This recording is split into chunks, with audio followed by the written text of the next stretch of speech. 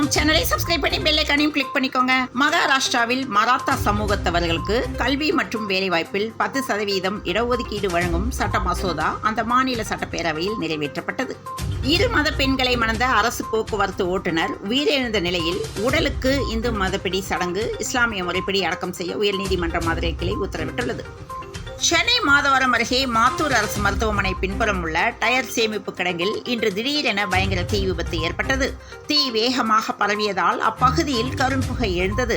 இந்த புகை மூட்டம் அருகில் இருந்த மருத்துவமனையை சூழ்ந்ததால் அங்கிருந்த நோயாளிகள் கடும் அவதி அடைந்தனர். தீயை அணைக்கும் பணியில் தீயணைப்புத் துறையினர் தீவிரமாக ஈடுபட்டுள்ளனர். நெம்மேலியில் கடல் நீரை குடிநீராக்கும் 2வது ஆலையை 24ஆம் தேதி மு.க. ஸ்டாலின் திறந்து வைக்கிறார். உழவர் பெருமக்களை உயிராக நினைக்கிறது திமுக அரசு என வேளாண் பட்ஜெட் பற்றி முதலமைச்சர் மு.க. ஸ்டாலின் அறிக்கை விடுத்துள்ளார். ஸ்டெர்லைட் வழக்கு நடுநிலையான நிபுணர் குழுவை அமைக்கலாம் என்ற உச்சநீதிமன்ற யோசனை ஆபத்தானது என கே. பாலகிருஷ்ணன் தெரிவித்துள்ளார். அறக்கட்டளை பண மோசடி வழக்கில் நடிகை விஜயலட்சுமி வீட்டில் போலீசார் விசாரணையில் ஈடுபட்டதை தொடர்ந்து விசாரணைக்காக சென்னை திருமங்கலம் காவல் நிலையத்திற்கு அழைத்து சென்றுள்ளனர். உழவர் பெருமக்களது வாழ்வுக்கும் மேன்மைக்குமான அனைத்து திட்டங்களையும் தீட்டியிருக்கிறோம். திமுக அரசு உழவர் பெருமக்களை உயிராக நினைக்கிறது என்பதை வேளாண் நிதிநிலை அறிக்கை உணர்த்துகிறது என தமிழ்நாடு முதலமைச்சர் மு.க. ஸ்டாலின் அறிக்கை வெளியிட்டுள்ளார். திருமங்கலம் வெல்கம் காலனி பகுதியில் வசித்து வரும் நடிகையும் பாஜ பிரமுகருமான ஜெயலட்சுமி வீட்டில் போலீசார் இன்று சோதனை நடத்தியது பரபரப்பை ஏற்படுத்தியுள்ளது. 3 நாட்களாக நடத்தி வந்த வேலைநிறுத்த போராட்டத்தை ராமேஸ்வரம் மீனவர்கள் திரும்ப பெற்றனர். மீனவர்களை விடுவிக்க 1 வாரத்திற்குள் நடவடிக்கை எடுக்கப்படும் என ராமநாதபுரம் ஆட்சியர் உறுதியளித்துள்ளார். துணிவு திரைப்படத்தில் நடித்த ரித்துராஜ் சிங் திடீர் மறைவு. பிரபலங்கள் இரங்கல் தெரிவித்துள்ளனர்.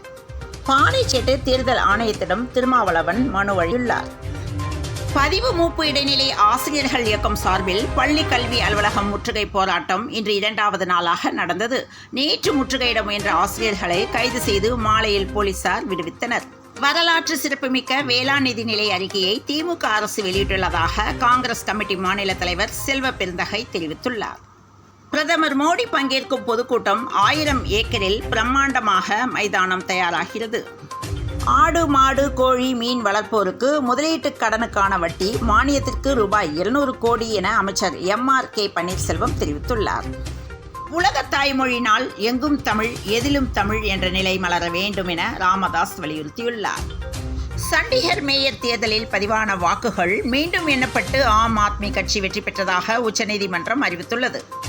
பாராளுமன்ற தேர்தலையொட்டி தேர்தல் அறிக்கை தயாரிப்பதற்காக திமுக துணை பொதுச் செயலாளர் கனிமொழி MP தலைமையிலான 11 பேர் கொண்ட குழு பிப்ரவரி 5ஆம் தேதி முதல் ஒவ்வொரு மாவட்டமாக சென்று மக்களை நேரில் சந்தித்து பிரச்சனைகளை அறிந்து வருகின்றனர்.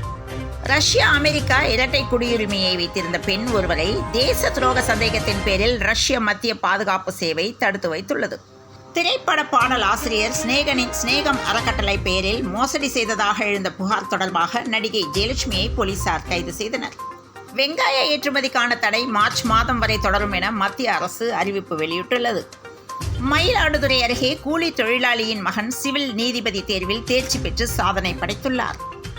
தமிழக முன்னாள் முதல்வர் ஜெயலலிதா மீதான சொத்து குவிப்பு வழக்கில் பறிமுதல் செய்யப்பட்ட தங்க வைர நகைகள் மற்றும் வெள்ளி பொருட்களை மார்ச் 6ஆம் தேதி தமிழக அரசிடம் ஒப்படைக்க கர்நாடக அரசுக்கு பெங்களூரு சிறப்பு நீதிமன்றம் உத்தரவிட்டுள்ளது. தமிழகத்தில் அதிகபட்ச வெப்பநிலை இயல்பை விட 2 முதல் 3 டிகிரி செல்சியஸ் அதிகமாக இருக்கக்கூடும் என சென்னை வானிலை ஆய்வு மையம் தகவல் தெரிவித்துள்ளது.